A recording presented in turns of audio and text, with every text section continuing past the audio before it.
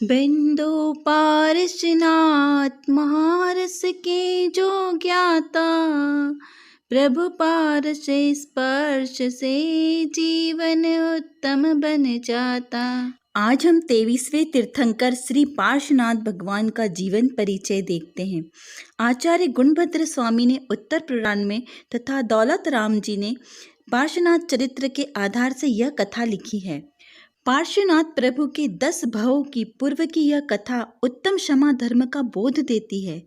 शत्रु के प्रति भी मध्यस्थ भाव रहकर भी आत्म साधना करना सिखाती है। क्षमा वीरस्य भूषणम को धारण करने के लिए यह कथा बहुत ही उत्तम है।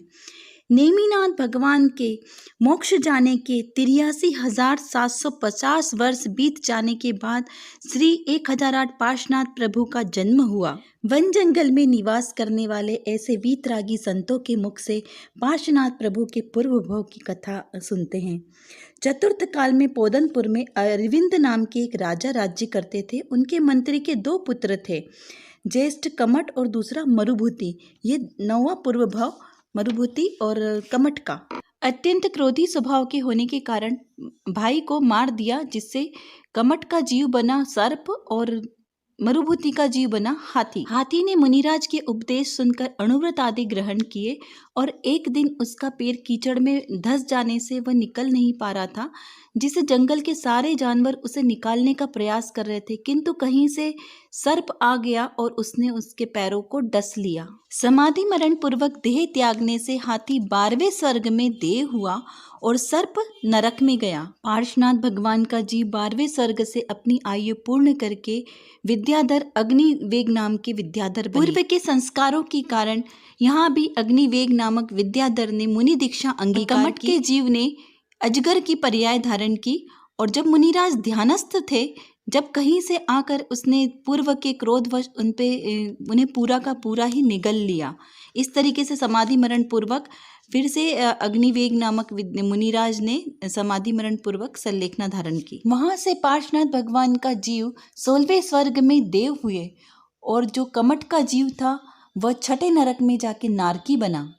वहां से आयु पूर्ण करके पार्श्वनाथ भगवान के जीव वज्रनाभि नाम के चक्रवर्ती बने और जो कमट का जीव था वह एक शिकारी भील की पर्याय में उत्पन्न हुआ। यहाँ भी पूर्व के संस्कारों के कारण पार्श्वनाथ भगवान के जीव ने संसार शरीर भोगों से विरक्ति करके जैनेश्वरी दीक्षा अंगीकार की और कहीं से भील की पर्याय में उत्पन्न कमट का जीव आकर अनायास ही भगवान के मुनिराज के ऊपर बाणों की वर्षा करने लगा, जिससे मुनिराज ने समाधि मरण पूर्वक देह का त्याग किया। क्षमा स्वभावी पार्श्वनाथ भगवान का जीव ग्रैवेयक में अहिमिंद्र के रूप में उत्पन्न हुए और कमट का जीव 7वें नरक का नारकी हुआ। सुखपूर्वक अपनी आयु को पूर्ण करके पार्श्वनाथ भगवान के जीव आनंद राजा के रूप में उत्पन्न हुए और नारकी अपनी दुखपूर्ण 33 साल की आयु को पूर्ण करके हिंसक सिंह की पर्याय में उत्पन्न हुआ। आनंद कुमार राजा ने संसार शरीर भोगों से विरक्ति करके जैनेश्वरी दीक्षा अंगीकार की और 16 कारण भावनाओं का चिंतन किया।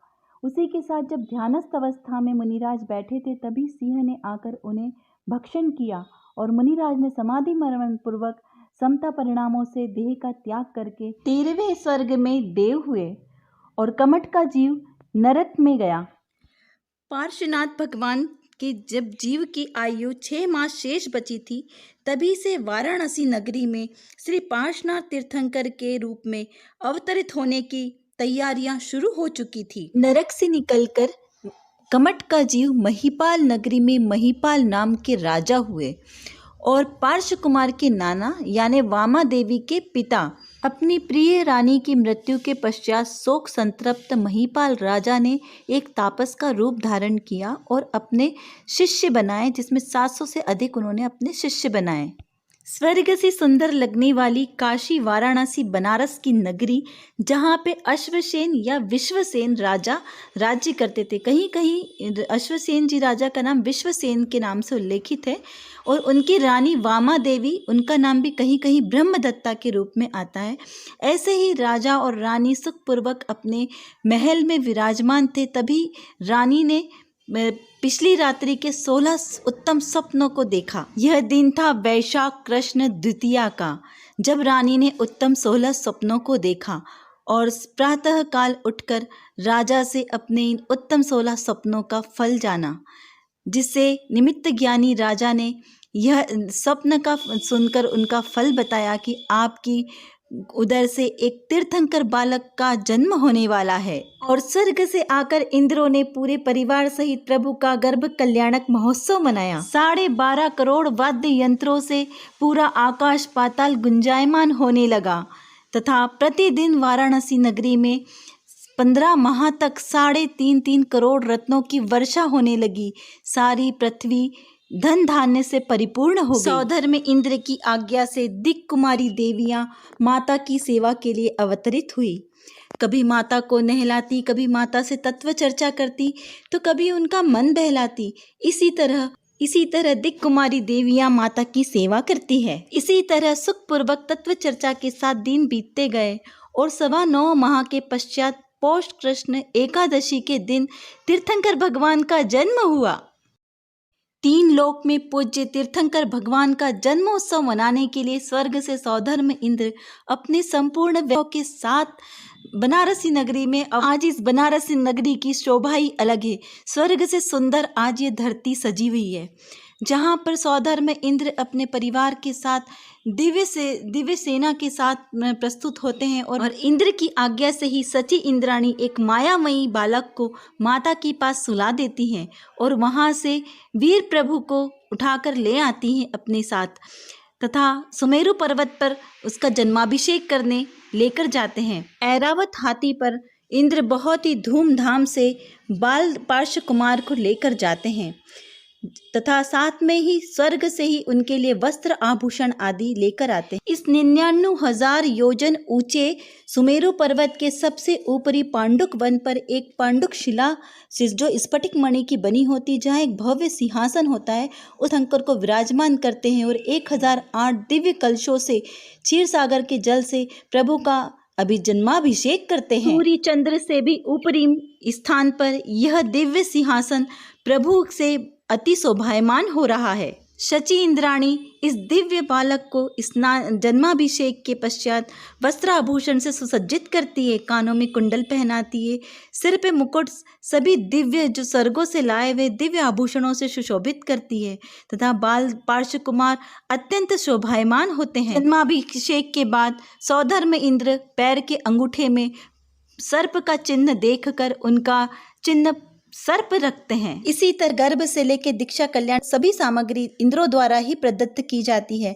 बाल तीर्थंकर के साथ खेलने के लिए बालक के रूप में विभिन्न राजाओं के महातपस्वी पुत्र और देवलोग ही बालक का रूप बनाकर उनके साथ क्रीड़ाएं करते हैं। जन्म से 3 ज्ञान के धारी मतिशुद्ध अवधि ज्ञान तीर्थंकर भगवान कभी मुनिराजों का दर्शन नहीं करते और ना ही कभी कोई मुनिराज उनके समक्ष आते हैं, किंतु मुनिराज दूर से ही उन्हें देखकर अपनी शंकाओं का समाधान कर लेते हैं। ऐसा प्रकृति का नियोग है, क्योंकि तीर्थंकर भगवान सर्वोच्च पद के धारी होते हैं और कोई भी मुनि उन्हें नमस्कार करे तो मुनिचर्या को दोष लगता है, इसीलिए दोनों का आपस में कभी मेल नहीं होता। और इसी प्रकार शांत सौम्य विचक्षण ज्ञान के धारी पार्श्व कुमार धीरे धीरे वृद्धिगत होते जाते हैं और सभी प्रजाजन को धर्म का उपदेश देते हैं।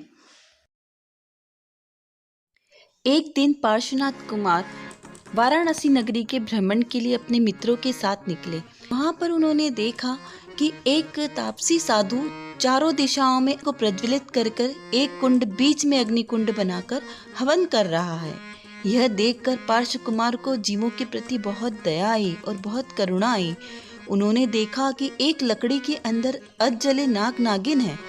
तब उन्होंने उतरकर उस तापसी साधु से कहा कि इस अग्निकुंड में एक नाग नागिन का जोड़ा जल रहा है। साधु को बड़ा क्रोध आया, क्योंकि वो अभिमानी तो था ही। उसने कहा, यह छोटा सा राजकुमार जिसका मैं नाना लगता हूँ, यह मुझे नमस्कार करने के बजाय मुझे उपदेश दे रहा है। अहंकार से लकड़ी को तोड़कर देखा तो उसमें अर्ध जले नाग नागिन थे। यह देखकर तापसी स्तब्ध रह गया और प्रभु के द्वारा जीव हिंसा का उपदेश दिया। पार्श्व प्रभु ने नाग नागिन को क्षमा स्वभाव को धारण करने का उपदेश दिया और दोनों नाग नागिन क्षमा स्वभाव को धारण कर मृत्यु को प्राप्त हुए तथा देवलोक में धरणेन्द्र नाम से अवंतरवासी देव बने और नागिन पद्मावती देवी के रूप में भवनवासिनी देवी बनी। एक दिवस जन्म दिवस के अवसर पर अयोध्या के दूत ने एक बहुत ही सुंदर हाथी और बहुत सारे रत्नाभूषण पार्श्व कुमार को भेंट किए, जिस पर नगर भ्रमण करते हुए पार्श्व कुमार नेमी प्रभु की बारात वाला दृश्य देखते हैं, जिसे देखकर उन्हें वैराग्य आता है और वो विवाह न करने का निश्चय करते हैं। इंद्रों द्वारा निर्मित जन्म नगरी अयोध्या के वैभव को सुनकर पार्श्व कुमार विचारने लगते हैं कि यह संसार कितना असार है। संसार की सभी वस्तुएं अनित्य है, ये सुख वैभव राज सब कुछ अनित्य है, एकमात्र मेरा आत्मा ही नित्य है। इस प्रकार विचार करते करते वैराग्य रस बढ़ने लगता है और उन्हें जिन दीक्षा ग्रहण करने के परिणाम आते हैं।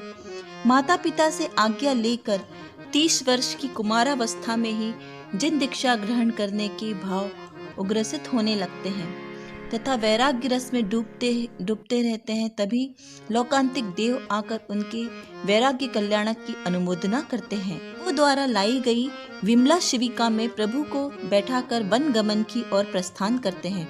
तभी प्रथम पालकी उठाने के लिए देवों और इंद्रों में बहस होती है कि पहले पालकी कौन उठाएगा, लेकिन संयम की प्रधानता के कारण राजाओं को ही प्रथम पालकी उठाने का अवसर प्राप्त होता है। पार्श्व कुमार अश्वरथ वन में देवदारू वृक्ष के नीचे नमः सिद्धेभ्या कहकर पंचमुष्टि केशलोच करते हैं और जिन दीक्षा अंगीकार करते हैं, समस्त प्रजाजन प्रभु का दीक्षा कल्याणक की पूजन करते हैं।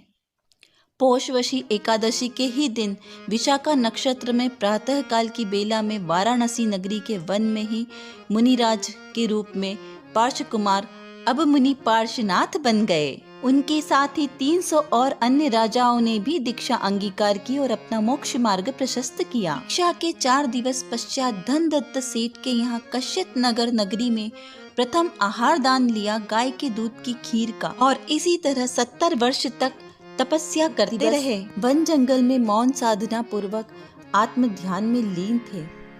तभी पूर्व का बैरी जो कमट का जीव इस भव में उनके नाना थे, जो आर्तरोध परिणामों से मरकर देवगति को प्राप्त हुए कुतप के कारण वो संगम देव नाम के देव बने, जिन्होंने देखा कि मुनिराज ध्यान में लीन है और उन्हें पूर्व के बैरवश अनायास ही उन पर उपसर्ग करना प्रारंभ कर दिया।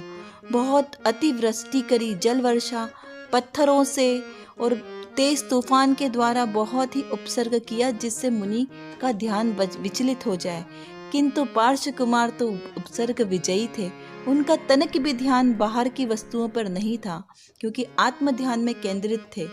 तभी धर्णेन्द्र और पद्मावती नाम की देवियों के आसन कंपायमान होते हैं और वह अवधि ज्ञान से जानकर कि मुनिराज पर उपसर्ग हो रहा है, अतः उनका उपसर्ग दूर करने के लिए मध्य लोक में आते हैं और शांत भाव से पहले तो संगम देव को समझाने का प्रयास करते हैं, किंतु जब वो संगम देव नहीं समझता है तब धर्णेन्द्र देव अपना कमल का आसन बनाकर प्रभु को उस पर विराजमान करते हैं और धर्णेन्द्र पद्मावती देवी फण के द्वारा उनके मस्तक पर छत्र का रूप बनाती है और इस तरीके से उनको उपसर्ग से दूर करती है। ऐसा कहा जाता है। वास्तव में तो मुनि के ऊपर कोई उपसर्ग कर ही नहीं सकता, क्योंकि वो चरम शरीरी तीर्थंकर है। जब भी उनके ऊपर कोई पत्थर या वर्षा होती थी तो वह दूर तक ही रुक जाती थी। इस प्रकार 4 माह के छद्मस्त काल के बाद मुनि को केवल ज्ञान की प्राप्ति होती है और केवल ज्ञान के कुछ समय पूर्व ही उपसर्ग आदि सर्व बाधाएं रुक जाती हैं। प्रभु पार्श्व कुमार अंतरलीन हो जाते हैं और केवल ज्ञान की प्राप्ति होती है। सभी देव इंद्र आदि अपने परिवार सहित ज्ञान कल्याणक को मनाने के लिए मध्य लोक में आते हैं। सौदर में इंद्र की आज्ञा से कुबेर देव एक दिव्य समवसरण की रचना करते हैं। 10 भवों तक बैर का परिणाम रखने वाला कमट का जीव संगम देव भी प्रायश्चित करता है और प्रभु के समक्ष अपना पश्चाताप व्यक्त करता है। वचन अगोचर है महिमा इस समवसरण की, जिसमें 12 कोठे बने हैं, यानी 12 सभाएं, जिसमें 4 प्रकार के देव, 4 प्रकार की देवांगनाएं, मनुष्य, श्रावक, श्राविका, आरिका, मुनिराज और तिर्यंच, इस प्रकार 12 प्रकार के जीव एक साथ बैठकर समूह शरण में भगवान की दिव्य देशना का रसास्वादन करते हैं और अपना मोक्ष मार्ग प्रशस्त करते हैं। सर्व बैर विरोध को भूलकर सभी के प्रति समता भाव, करुणा भाव रहता है तथा भगवान के समूह शरण में 4 प्रकार के दान प्रति समय होते हैं: ज्ञान दान, अभय दान, औषधि दान और आहार दान। क्योंकि जब जीव समूह शरण में भगवान की दिव्य देशना सुनते हैं तब उन्हें किसी प्रकार की भोग, रोग व्याधि आदि नहीं होती है। 1,24,000 योजन वाला दिव्य समूह शरण अंतरिक्ष में विराजमान होता है, जिसके ऊपर कमलासन में प्रभु भी अंतरिक्ष विराजमान होते हैं। प्रभु के समूह शरण में 11 गणधर थे। मुख्य गणधर स्वयं प्रभदेव थे तथा मुख्य आरिका माता सुलोचना माता थी। इस प्रकार धर्म प्रवर्तन करते हुए श्री पार्श्वनाथ भगवान का समूह शरण 100 वर्ष की अवस्था में श्री सम्मेश शिखर जी सिद्ध क्षेत्र की स्वर्णभद्र कूट पर आकर अविचल हो गया। योग निरोध के द्वारा मही से सम श्रेणी में श्री पार्श्वनाथ भगवान मोक्ष को पधारे। सिद्धालय में श्रम श्रेणी में विराजमान हुए। अनेकों मुनि मोक्ष पधारे। यह श्रावण शुक्ला सप्तमी का दिन मोक्ष सप्तमी के नाम से प्रचलित हुआ तथा पार्श्वनाथ भगवान इस मुक्ति धाम से मोक्ष पधारे, इसीलिए इस जगह का नाम पार्श्वनाथ हिल के नाम से विख्यात हुआ। वह पत्थर की टूक भी पारस के स्पर्श से स्वर्ण की हो गई, इसीलिए इसे स्वर्ण भद्रकूट के नाम से जाना जाता है। पार्श्वनाथ जिन राज की स्वर्ण भद्रकूटे जे, मन वस्तन कर पूजहु शिखर समेत यजे। अतिशय क्षेत्र श्री अहि क्षेत्र जी में भगवान पार्श्वनाथ भगवान की प्रथम दिव्य देशना खिरी। इसी की यह एक छोटी सी घटना है, जहाँ पर एक बार एक शिल्पी भगवान की मूर्ति पर लेप नहीं कर पा रहा था। बार बार रंग नीचे गिर रहा था। जब उन्होंने मुनिराज के साथ यह बात बताई तो मुनिराज ने यह जाना कि यह मांस का सेवन करता है, अतः उसे मांस का त्याग करवाया और उसके बाद मूर्ति के ऊपर अच्छी तरीके से रंग रोगन हो सका।